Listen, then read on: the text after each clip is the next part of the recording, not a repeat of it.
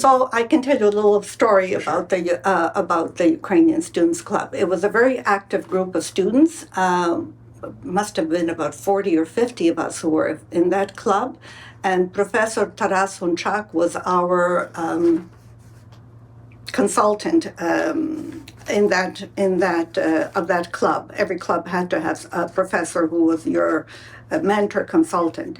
At one point, our group, a lot of us were history majors and Professor Hunchak was a history teacher. We decided to have an event to invite the Ukrainian Ukrainian USSR representative to the United Nations to come and have a dopoved at the Ukrainian club. We invited him. Do you remember his name? I don't. Okay. Couldn't find my paper, sorry. For sure. And he agreed, he accepted.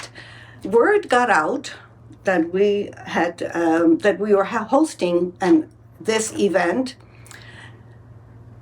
and it drew a lot of negative attention from the Ukrainian community.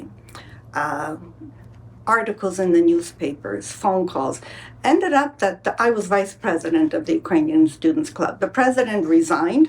He said he wanted to cancel it, and he resigned.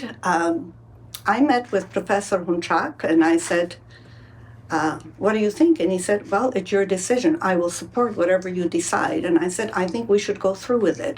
He said, yeah, you're right. Let's do it. And what was your reasoning for going through with it? I thought it would be good for us to hear what to say. We had prepared for it in our meeting, what kind of questions, what we were going to ask, why we were doing that.